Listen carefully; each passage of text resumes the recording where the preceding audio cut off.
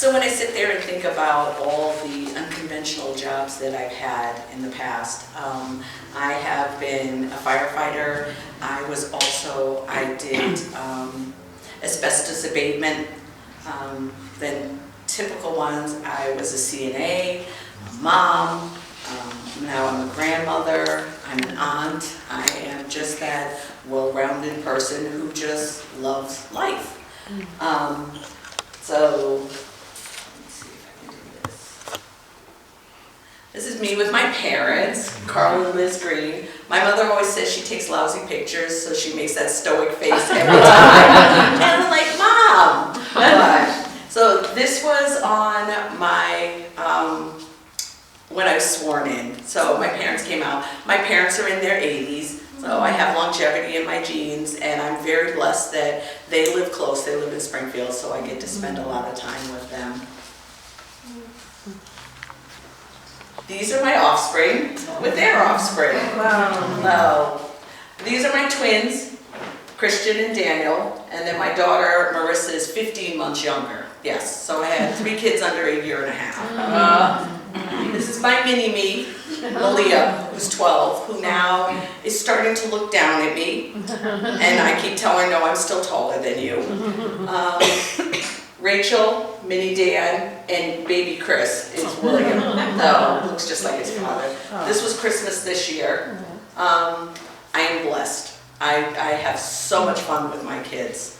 I just said to, that I do Camp Mimi with my kids. So every year I take my grandchildren for at least a week and we do some kind of adventure. So this year we are going to Buffalo, we are going to Niagara Falls. Yep. So, and everything is both fun and educational. So I keep doing everything with them. My little picture. I was talking about how I change my hair up. It's the beauty of being a black woman is that I change it when I feel like it. I love being the CRESS director. I think that CRESS is the perfect culmination of all of my skill sets and everything that I've done in life thus far. And I hope to continue it and keep building upon this because I think that it's a very important role for Amherst and diversion from the police. I think that a lot of people are very afraid of how the police are and how they deal with them. And I don't think it matters what your race, your creed, your age is. I think that a lot of people have had not so good reactions or relationships with the police. And I would like that to change. I would like that when people call police that they're actually needed for something that is a police matter instead of calling for things that are not necessarily so. So we're going to go backwards. I was looking through and I found this. This is when I first got on, April of 1990. And in this picture, there was 2 of us women that came to Holyoke, and what I laughed about this is that the guys were all there, we were doing training, taking the picture, and the guys were like, the news guy was like, we just want them. We're like, no, we don't want that because we did not want to be singled out, because we knew if we started being singled out for being special, then that would hinder us in our plans. So when I talk about things like my why of why I do what I do, this is my why. November 1992, this was my first time as an acting lieutenant, and this was a fire on Chestnut Street where 3 children died. And it is the beginning of what made me want to be a clinician. Because these kids died, and these children were the same age as my children. And the things that happened there was that the families that were below this apartment had problems before with setting fire to like couches, etc., and decided that day that they were going to put it out with hairspray.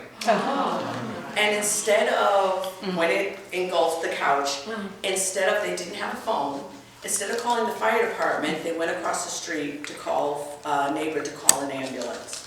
So by the time we got down there, the building was fully engulfed.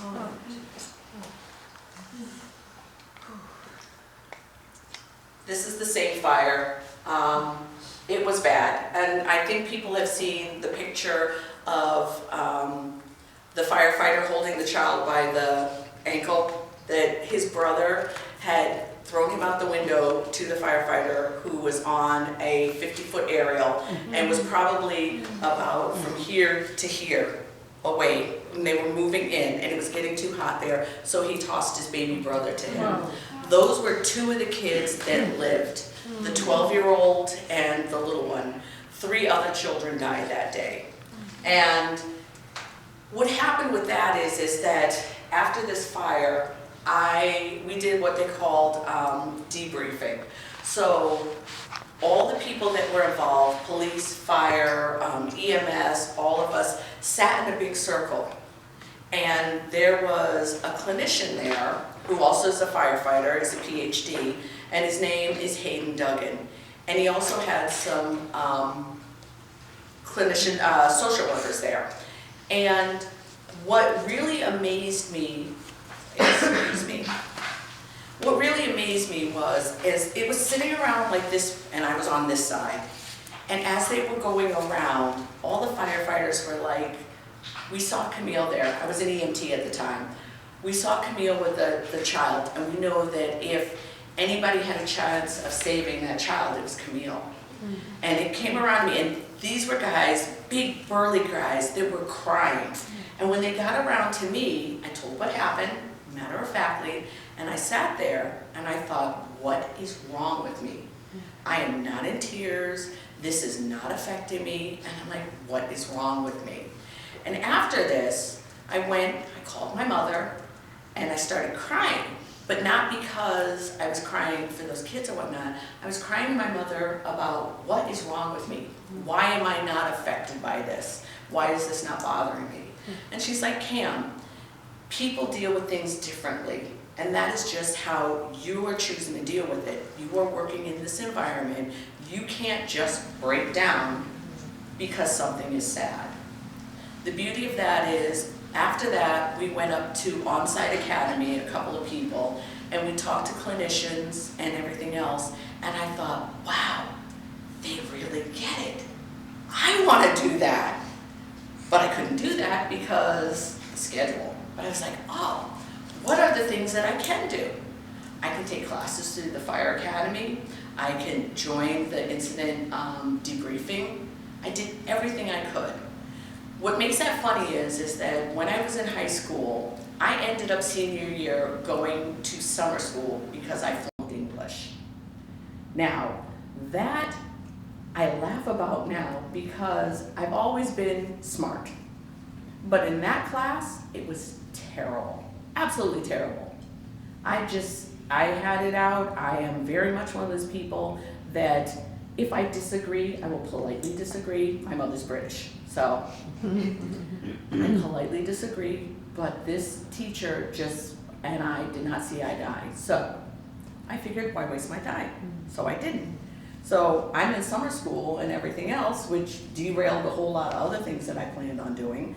But when I went to summer school, I'm like, I will never, ever, ever go back to school again, ever. What did I do next? Then I became a CNA, I had to go to school for that. Then I became a firefighter, I had to go to school for that. Then it was like, oh, let me find out about incident command, I had to go to classes for that. I love classes. I love school. I am a nerd at heart. And I have a shirt that says, not nerd, intellectual rock star. Because my sister called me a nerd. I'm like, I will wear that badge proudly. I feel that every time is a time to learn. So the next thing that happened to me was that in 2004, my son was in boot camp. And I was the medic at Holyoke Community College for their graduation. And this is when I met Jeffrey Lucy. I don't know if people know his story. Jeffrey Lucy was, he was lived in Belchertown. He went to Holyoke Community College and he joined the Marines to pay for college. When I met him in 2004, he had come back and he was suffering from PTSD, okay? he had been self-medicating, and what happened was that someone came up to me and said, hey, you're the medic on duty. Yes. There's a guy over there that's bleeding. Okay. So I went over, hey, how's it going? You know, anything I could do? No, I'm fine. I could tell that he wasn't doing well. I said, well, you know, why don't you just come with me and I'll bandage up your wounds?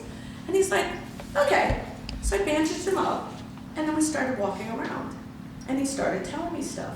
And one of the things he said to me, he told me about a story about how when he was in Iraq, he was ordered to kill 2 Iraqi soldiers, point blank range.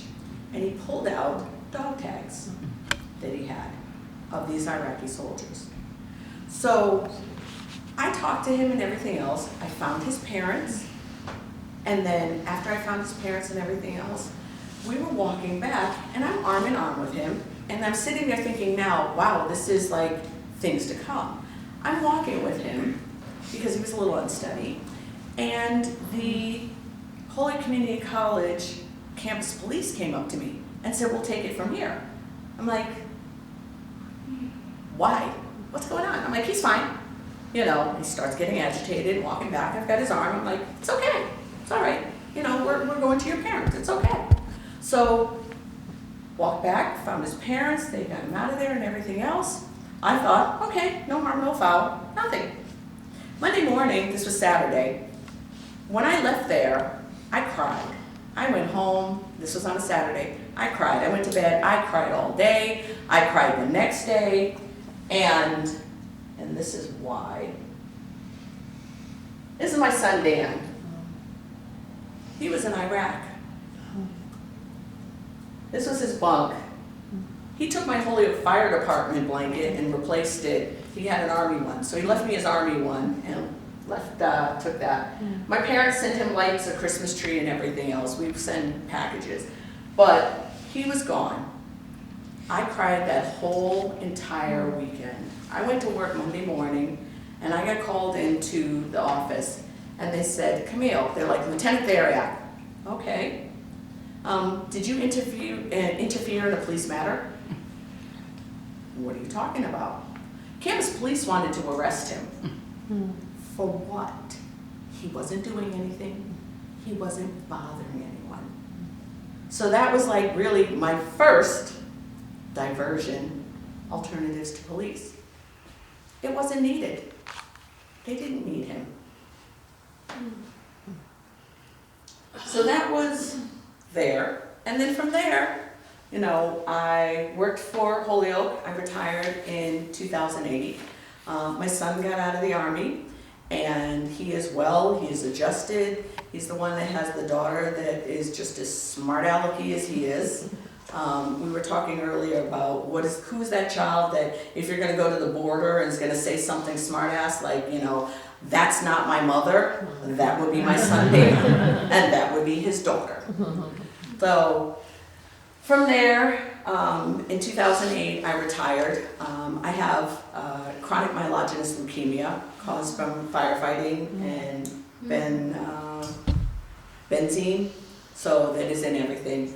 And I don't know if folks know this, but police and fire, especially firefighters, have like a much higher instance of cancer. When I made lieutenant the same time as Danny Boyle, excuse me, who a couple months after I had found out, I had already known I had leukemia. A couple months later, he was diagnosed with glioblastoma. And he died about a year and a half later. It's a very aggressive form of brain cancer. So every day I live my life realizing that here it is, 21 years later, I still have leukemia, but I take meds and still live my life. So, but after I left the fire department, it was like, okay, now what? My kids are grown. I'm not a firefighter. I have no life. Firefighting was my life. Firefighting and my kids were my life. When you're a firefighter, even to this day, people ask me, I'm still a firefighter. My email, Lady Firefighter. I will always, till the day I die, I will be a firefighter. You know, that is in my blood. You know, now it is just part of me. So when I retired, it was like, okay, now what? And I decided, you know what? I want to be a clinician, so let's start. I went to Holyoke Community College first, and I will say that if it hadn't been for community college, people give community college a bad rap, but if it hadn't been for community college, I wouldn't be standing here now. Holyoke Community College took my love of learning to the next step. They encouraged me. The professors there genuinely love what they do. Everything I did there, I started groups for studying because I am an oral processor. Much better to sit there and talk it out than to sit there and read it. That is just my preferred way. I did so well that when I graduated, this is my father's little brag book. I'll pass this around. The second generation of the 29 who shine. So this is for the 29 public colleges and institutions in the state of Massachusetts, and I was chosen out of all of them for Holyoke Community College. I'll pass that. Thank you. From there, I received the Jack Kent Cook Award to go to any school that I wanted to, and people were trying to get me to go to different schools. And originally I wanted to go to Columbia. I went up to Columbia, saw it, I thought it was great, everything else was like, And this woman said to me, she goes, you know, you're an older student. We can't put you in a traditional dorm, but we could put you with the grad students. And they're still only gonna be like 26 years old. I was in my 40s. I was like, yeah, that's not gonna work. So I ended up going to Mount Holyoke. And what happened there was it was between Mount Holyoke and Smith. And I said, whichever one comes back with the best financial aid package is the one I'm choosing. So Mount Holyoke won. And I still knew that I wanted to go to Smith for their social work. But I graduated from Mount Holyoke. I loved my time, I loved learning. I became a brain nerd. My degree is in psychology, and my undergraduate and I forgot what they call it. I have a 5-college certificate in cognitive neuroscience. So again, back to the brain nerd. From there, it was like, okay, now what? I knew that I couldn't do anything really with my bachelor's the way it was standing. So I applied to Smith, and I thought, I'm never gonna get in Smith. It's just so hard to get in. And I came home one day and got that letter, was screaming, going around the house. I'm like, yeah, how am I gonna pay for this? How am I gonna pay for this? And one of the funny things is that my checks are Star Trek women. So when I paid for that down payment for it, that $500 check, is Lieutenant Uhura from Star Trek, who was the first black officer. And here I was in Holyoke, the first black woman officer. So I was like, I felt it was fitting. And now, after being a clinician for a little while, I was recruited for CRESS. It's my CRESS team on the day that our 2 newest responders were sworn in. And I will say, see, the first one is Eugene Herman. Gene Herman, his wife is here. She's lovely. We love Jean, our senior volunteer. Oh my goodness. Jean does the vet breakfast if anybody needs to come and wants to come and just enjoy it. CRESS has been the perfect culmination of everything that I have done thus far. It taps into my fire department and dealing with people and my leadership skills. And it also taps into my clinical skills in dealing with people and how to treat people with respect. And that was one of the things that I learned back from the fire department was whenever you're going someplace, you are probably dealing with someone who is having the worst day of their life. Are you going to be there to make it worse? Or are you going to be there to make it better? We can't always make it perfect, but one of the things that I really strive, and I am so proud of my folks, is that everything we do is to make things better for folks. I'll leave this one on here. So, turn to, back to my offspring. And I just want to say thank you. Does anyone have any questions? Yeah.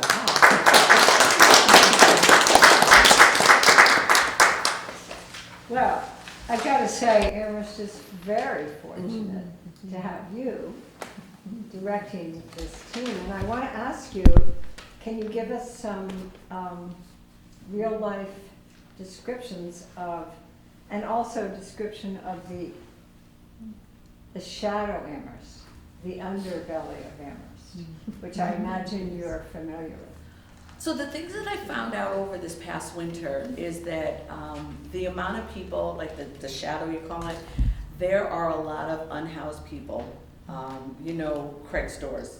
And I have to say that one of the things I was really impressed with is that the church that CRESS stores takes up a part of, that it amazed me the love and caring and generosity of folks here to have unhoused folks living in the church and being part of the community. And I find it is amazing that there are a lot of people who are very supportive of what's going on, and then there are those not so supportive. So, can you describe that a little bit more? I mean, I just think that there are a lot of people that don't understand, in this case, what CRESS is doing. That we are more about diversion for the police, that people who come to us because they have a need and it is being unfulfilled in some other aspect. So they don't know necessarily how to gain resources. So we put together a resource guide, and if you look in the newsletter, I don't know if everybody got a copy of the newsletter, it also has our statistics about how many calls we go to, how many people come in to CRESS. So that's the beauty about us being in a building, is that people can come in and we can talk to them. So some of the things that have happened are, some of the people are dealing with, say, they need to make a call to DTS, Department of Transitional Services. They don't have a phone, okay? Or their phone doesn't work, or they've had problems, they're not able to stay on, they're not able to do a Zoom meeting. So they've been able to come in, sit in our little conference room with someone there to support them to do this. And also we've had other people that we've had today, actually I just went by, there was a student who was having difficulty with their parents and a step-parent, and they didn't want to go to school, and the police were there. But the student agreed that they would go to school, but they didn't want to go with the step-parent. So this is high school, or? This is high school. So we deal with a lot of people who just are not dealing with the police or having family difficulty. And in this way, what we're able to do is we're able to be a bridge to the family. We're also also able to support the family. In this case, we're able to help the child calm down and then give this child a ride to school, because they still wanted to go to school, which was really wonderful considering they just had this huge blowout with their family, but they still wanted to go to school. By now they'd missed the bus. So in another instance, they would have just ended up staying home. I'm sorry to keep the conversation going because other people might have questions, but it seems to me like I have a daughter who came home, a grown daughter, who came home with difficulties. But we had to go to Holyoke to find social service support. We don't have that in Amherst. We don't have social support. They have, like, Northampton has social service support. We don't have social. So it sounds like you've become the social service support. We are support. We use a lot of motivational interviewing. We are there as listening. And a lot of times what people have said to us, this is the first time I've actually felt heard. I've been telling the same thing to different people and no one has actually heard what I've said. And it's not necessarily that we can fix everything. But if we can sit there and take the time, which is what police and fire cannot do. So, and I know this as a firefighter, there's a fire, go in, put the fire out, get it as best as you can, and leave. We're there, when we go in, we're there to build a relationship. We're there to listen. We're there to see, what else do you need? Is it that you need to call, in your case, you said that your daughter's having difficulty. So if your daughter didn't want to get out of bed or something like that, and you were having a problem, you would call us. And we are consent-based. So if she didn't want to talk to us, we couldn't talk to her. But what we could say is, we're here. If there's something you want to talk about, I'm here to talk to you. And a lot of times, that's all it takes. It's just being willing to sit and listen and be comfortable in the silence. And I think that's a lot of things that people don't understand is a lot of people are not comfortable in silence or not having to do something all the time. But just being present makes a difference. The other thing that we have at CRESS is we have built a resource guide. So we have a listing that is on the QR code for people. And we also have printed out for people that don't necessarily use the QR codes, the places that you can use. We also have a great relationship with the co-responder for the police department who is a clinician for CSO. So a lot of times we will tap her in if we need some additional support because again, we're not clinicians. We will never section someone. That is not our job. We are there to support people. We are there as a diversion. We are there to make sure that people feel safe. I'm curious if in Amherst, like the police department, if a call comes in, is there sort of a flow chart? Like if it's this problem, we contact CRESS. If it's this problem, we bring our co-respondent in. There's always a co-respondent with a... No, it's if they call for a co-respondent, if they figure it out. So that is what we're working on now, is that if it comes in, we're working on getting that through dispatch. That has been one of the biggest difficulties because one of the things is we are a very litigious society, okay? And a very big fear for police and the dispatch is if I send CRESS and one of them gets hurt, then. But I use the same analogy, you send the fire department and if I get hurt, I've gotten hurt at fires, it's not the dispatcher's fault, you know. But at the same time, we also, a lot of people are not calling the police for difficulty, they're calling us directly. They'll call you directly. Yes, we have a direct number. And the other thing is we also have an email. So people have sent things anonymously, where at Mill River or something that they were just concerned. Or another thing that we'll get is we've gotten calls from like Jones Library. They have someone there that is having a difficult time and they don't want to call the police because the police will be there just to move them along. We're there to see, is there something else? Is there something else needed?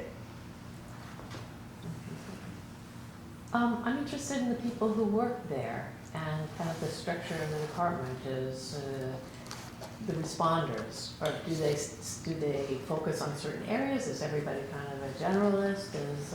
What's the? What happened when I came in, what made this funny was I did 3 interviews for this job, and the last interview was with the responders. I came in. I didn't know this. I met with the town manager and some other folks.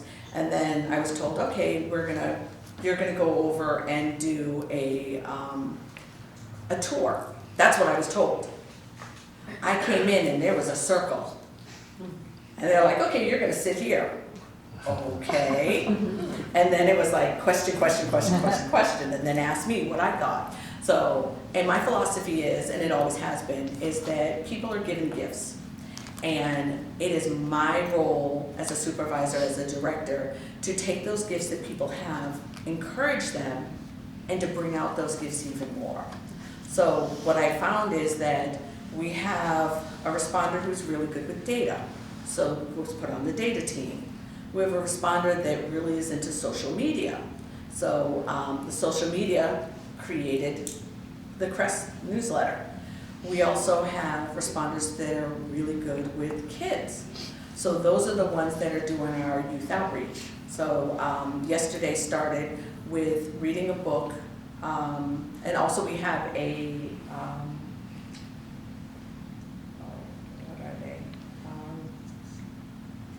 AmeriCorps member.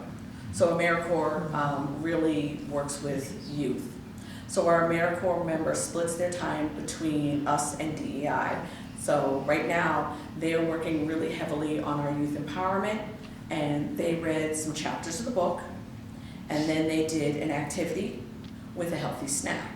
And I got an email just before I came here about how someone had called one of the CSSJC members and said just how well that was received and how thrilled their child was to be part of this.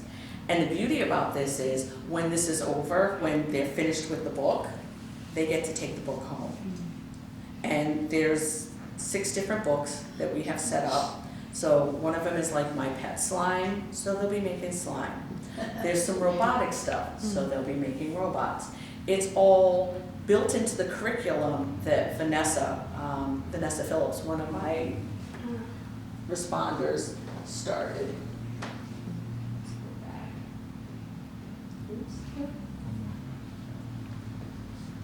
So, where's Vanessa? This is Vanessa. So Vanessa has been really working on that. Then we have people that are very tech savvy, who handle a lot of our technical issues. We also have someone that's very creative, and the one that's not shown is our administrative assistant, who just came to us in August, who has been a godsend.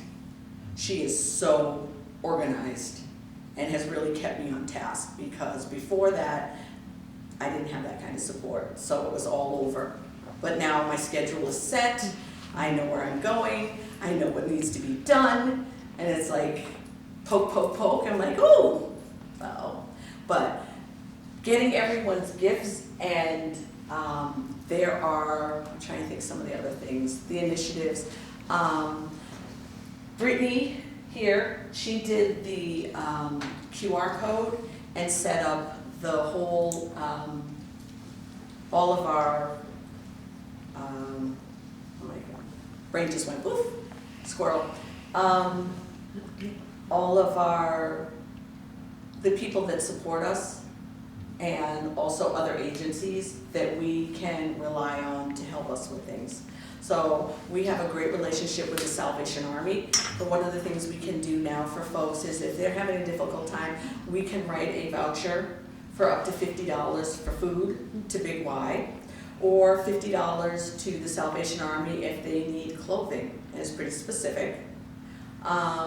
We also have a great relationship with Craig's stores, so that over the winter time, when people were unhoused and the temperature dropped, I was able to call them and get them a bed inside for the night. Also, to be able to, bus passes. Right now buses are free, but before this, worked with Craig's stores, they had bus passes, so that people who needed to go to doctor's appointments. And one of the things that's happening now that is really disconcerting is that there is a lack of volunteers for like the senior center, and they don't have a driver anymore for, like they were taking people to their appointments. So what's been happening is if we have enough notice and we don't have other things on our docket, we are able to take those seniors to their appointments, you know, because they're not able to get on a bus. The people that are able to get on the bus and can take care of things, then, you know, we encourage them. And another thing about us is, again, we are consent-based. So everything we do, we get consent for. So if somebody doesn't want our help, it's okay. I can just sit here with you for a minute. If you really don't want me to sit, I can leave. But I just want to make sure you're okay. Here's my card. You know, feel free to call us. If you need us at another time, we can meet you someplace, and it works. Can an individual access you, or is it really through an organization? No, individuals can. So that's the beauty about CRESS, is that people can call the number and get a hold of us. Where right now it's 8 to 4, because we have had people that are leaving, as every town department and every place else is, people leave and go for other jobs.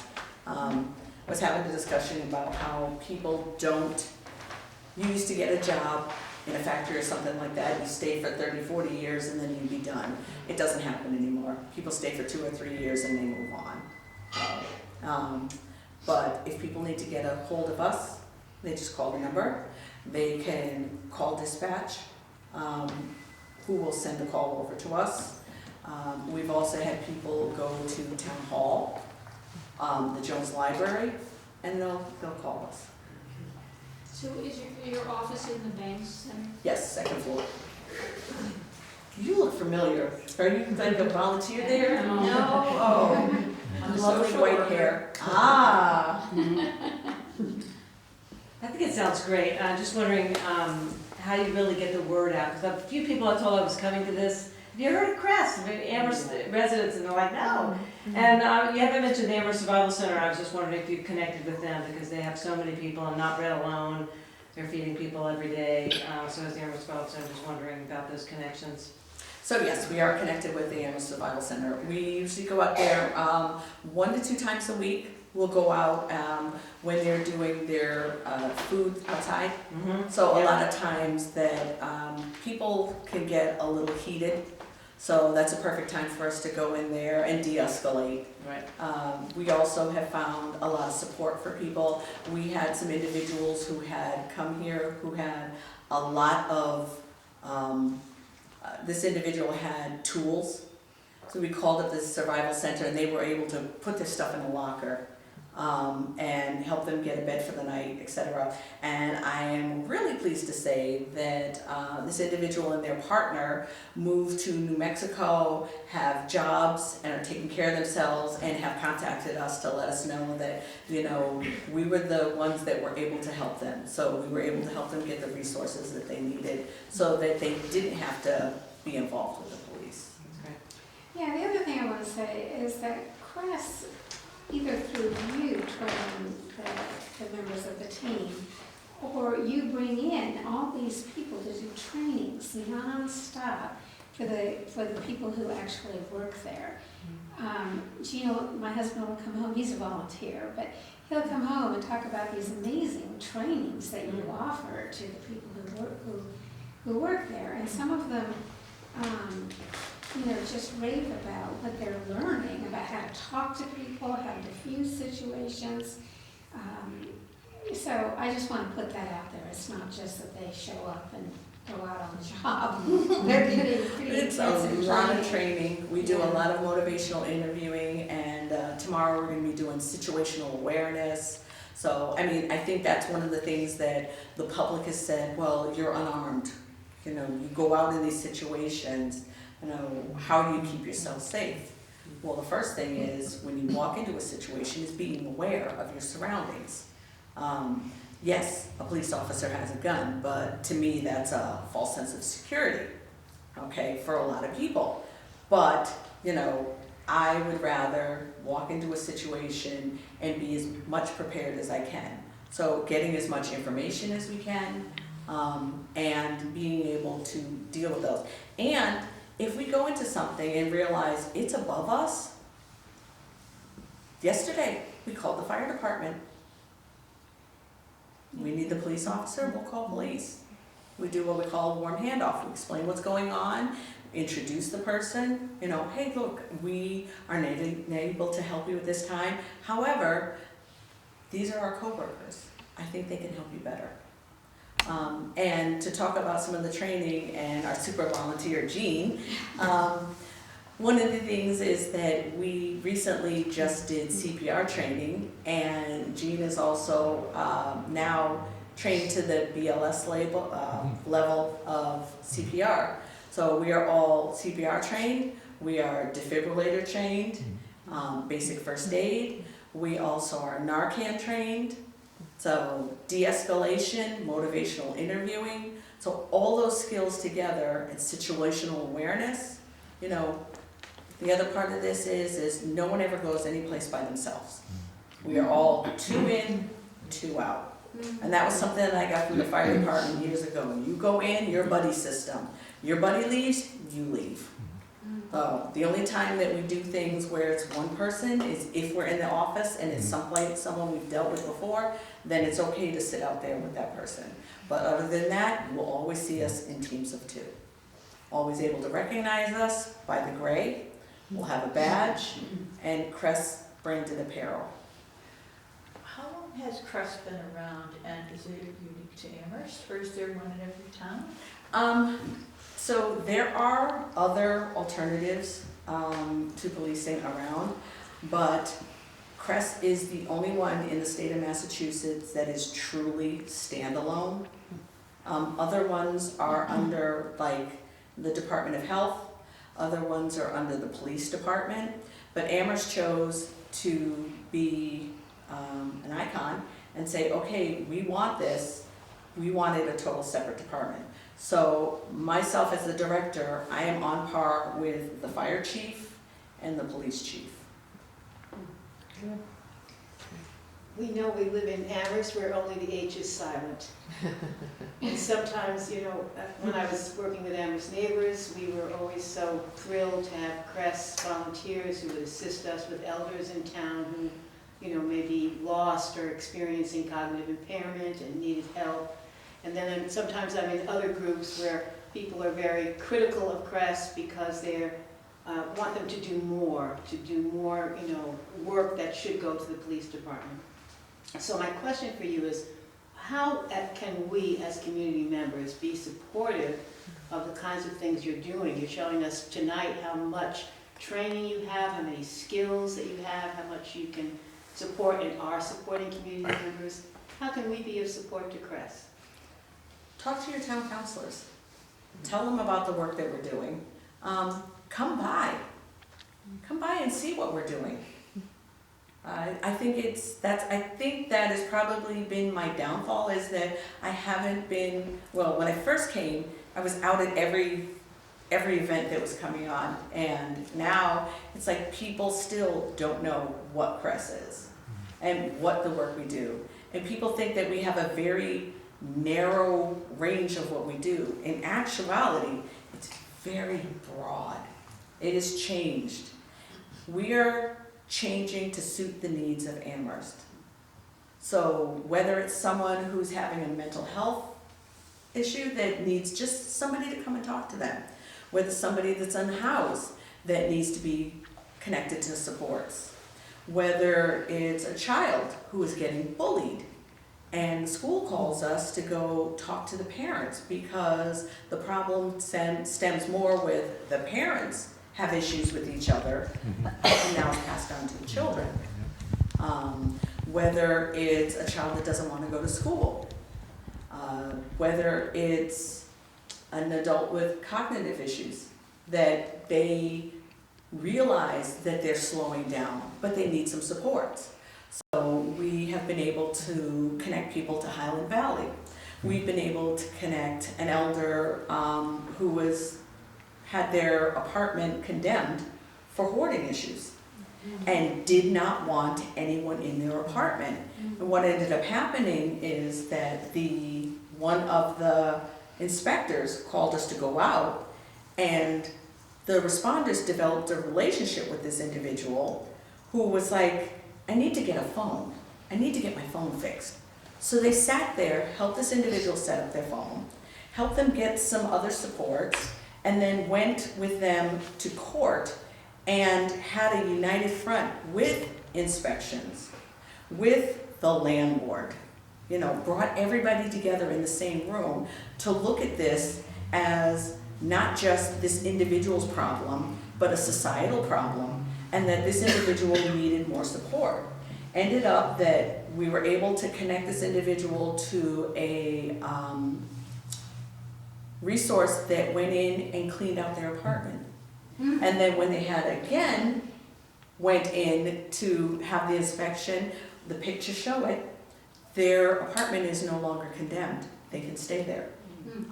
So while we can't do the cleaning of the apartment, we can be there to support, we can find other resources, And that's what we are. We are a resource connection. And what's really been thrilling is that my folks go to different events. There's a housing event in May at Western New England University where they learned even more other places that they could call. Also, all of my responders, including myself, are now trained in critical incident training that we did along with the police. And I did that a couple weeks ago. And when I came in, I just sat down in a spot. I didn't want to sit in the front. Usually I sit in the front. That's my place. I sit in the front, keeps me very much. And I went and sat down and then looked and realized I was sitting with 3 Amherst cops. And they are all relatively new. And it was so amazing to work with them when it came time for the scenarios to see where their training was, and when they realized, okay, this is out of my wheelhouse, this is you. You know, they were able to sit there and take that apart and go, this is not mine, I shouldn't be. And we were able to sit there and go, okay, this is Officer so-and-so, I'm Camille. They started it out, and they're like, you know what, I think you'd be better talking to Camille. Camille, do you have something to say? And worked out beautifully. So police typically have dealt with domestic violence, and I'm just wondering how that works now. So police still do domestic violence because that's the law, okay, when it comes to domestic violence. What we can do is, and this I also found out from the co-responder, is that we can do pre-work, or more important now, we can do post-work. So after this incident has happened and everything is calmed out, we can go in and offer support to the family. So domestic violence is one of those things, and I know this from firefighter, personal experience with friends, etc., that it usually takes a partner 7 attempts to leave till they finally leave. And then when they finally leave, and my clinicians can attest to this, is the most dangerous time. So sending an unarmed person in there to deal with something that could possibly escalate is not the safest thing. However, afterwards, we can go there and offer support because, again, we don't have a gun, and we can take the time to sit there and actually listen. Just sort of tagging on to that is, if that situation happens, is it automatic that you would become involved in a situation like that, or does that person have to reach out to you after that kind of incident? They would reach out to us. But there are other times that things have happened where we've been around or we hear, because we do have the scanner on, okay? And some of the other things, or other departments will reach out to us, hey, this person we haven't seen in a while, or a neighbor will call us, you know, there's been some disturbance, the cops were here before, you know, can you just check on them? And that we can do. You know, if it's an active incident, we can't. But after the incident's over, we can get a warm handoff from the police. Yeah, I'm just thinking about the domestic violence issue where it doesn't sound like, it sounds like maybe the police need to be stage 1, but would you then be stage 2 where they say it's okay for you to come in and it's still, you know? Once it's over, once they have done their part of it, yes, then we can. But while there is still a threat of violence, etc., that's, you know. And my other question was, to what extent, so I assume that you are also training the firefighters and police on when to engage you and to maybe engage you sooner, Yes. or even the dispatchers, like. That is all a work in progress. Yeah. And because my predecessor, you know, dealt with things differently, and then there was an interim team that was working towards it, but that team was only supposed to be a short amount of time, so they were there to stabilize. So I call it like the 3 little pigs, the house built with, what is it, sticks, straw, sticks, and bricks. So I'm building bricks now. My feeling is this, is that getting that good foundation is what's going to make a difference. So getting everyone trained to the same level, okay, and having everyone ready, which is like our situational awareness, and now doing these situational drills that we're doing so that people are ready for different calls that we've had that they didn't know how to deal with, or that they dealt with at a time but realized that they could have done better with, now with more knowledge. Yeah, and if I could just add one quick other thing, just to add to your things to do, is like, I don't know if you've been interviewed by the fabulous 413, just to get the word out. Yeah. That would be a great thing. And I read the Hampshire Gazette almost every day, and whether it's an ad or a public service thing, because like, I mean, maybe at one point I knew you were at the Bang Center, but you know, just so that there's that public service announcement awareness out there. I think this is like the start. Yes. We can reach out to So them. Yeah. I will say this, that we are going to have an article, the Amherst Media is going to be doing an article on CRESS. Probably next week start working on it. A mini documentary. Yeah. All right.